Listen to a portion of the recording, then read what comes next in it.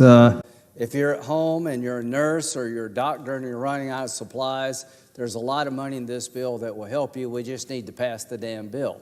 What's going on here? Endless negotiations. Mr. President, in case you're watching, tell Steven Mnuchin to come back to the White House and end negotiations. I'm all for negotiating. I try to make deals. I understand the give and take of life and the give and take of politics. But I've been called by two good friends on the Democratic side in the last 5 or 6 hours wanting more money. End the negotiations. This bill is $2 trillion. There's a ton of money in this bill for people who need it. But what we're doing now is every special interest group in town is trying to get a little bit more. Nickeling and diming at a time when people are dying, literally dying. Businesses are having to make a decision. Do I send my employees on unemployment, or do I hope the Congress can act so that I can keep them on the payroll? I tried to do my part in terms of bipartisanship, but this is ridiculous. Steven Mnuchin has done a good job. I appreciate his efforts to negotiate a bill that will help America. Senator McConnell says we're on the 2-yard line. I believe it. The problem is that there's 20 people playing defense, and we need to take some people off the field. What bothers me is at this late hour, I'm still getting calls from people wanting more money. This is not the last bill we will do, but this is the last chance we have to save some lives in real time. So I am encouraging the President, begging the President to end negotiations now. Write what we have done and let's vote. And if it's not perfect, we'll try to fix it later, but it is damn good. There's money in here to help people in small business who've had to close because they've got no customers. Maybe we can change the containment policies, but it needs to be based on science. States now are sheltering in place. Anything the President does to try to open up the economy, count me in if it's based on sound science. It needs to be conditions-based. I want to leave Afghanistan like everybody else, but it's got to be conditions-based. So I think we're a long way from beating this disease. I want to bomb it, I want to starve it, and I want to kill it. But right now, I want to get money, paychecks, up and running that have been shut down, no fault of your own. So if you own a bar or restaurant in Arizona or South Carolina, if we can pass this bill, you can go to a bank, a credit union, and you can borrow money that we will forgive. That won't be a loan, it'll be a grant. For your employees, up to $80,000 per employee.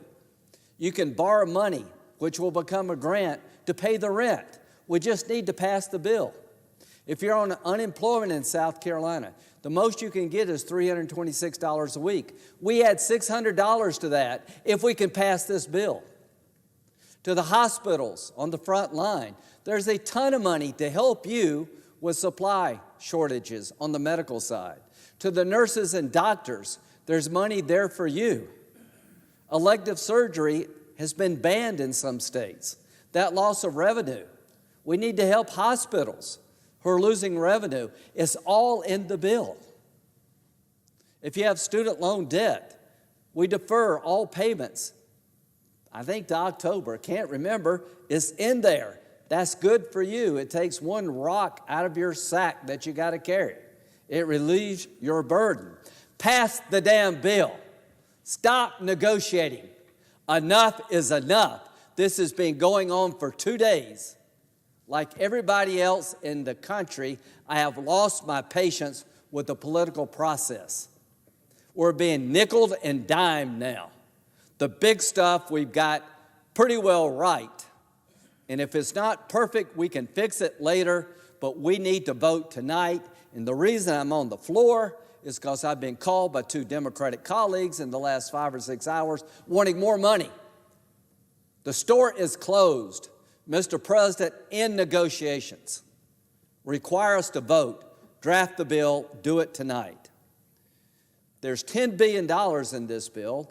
a $2 trillion bill that may do more good than any $10 billion in the bill in terms of defeating the coronavirus. Everybody says we're at war. Senator Daines, do you agree we're at war with this virus? We're at war. Okay, how do you win a war? I want to starve the virus, starve the enemy.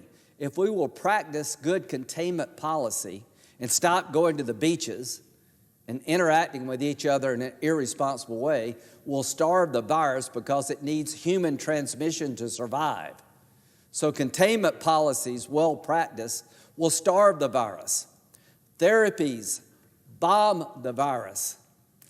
The anti-malaria drugs, I hope they work, but therapies are in the pipeline that can take the virus from a 10 to a 1 or 2 so it's not so fatal.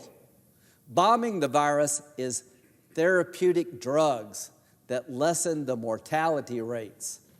Killing it is a vaccine or an antibody that will get to the underlying problem. Senator Daines has been a one-man band to try to accelerate the ability to produce a virus that is the nuclear bomb to kill this damn thing. So we have $10 billion in this bill, thanks to Senator Daines, that will tell the drug companies who are in the business of creating vaccines and antibodies, do your trials, but if there's any promise, start production and we will cover you. If it's a dry hole, we'll pay the cost, but if we strike oil, we'll all benefit.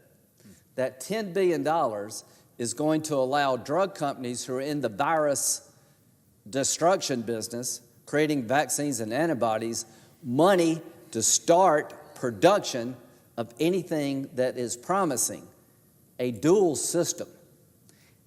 Here's when we turn the corner, when infections go down, not up, when therapies begin to degrade the virus, and when a vaccine is on the horizon. That's when we've turned the corner. The money in this bill will accelerate turning the corner.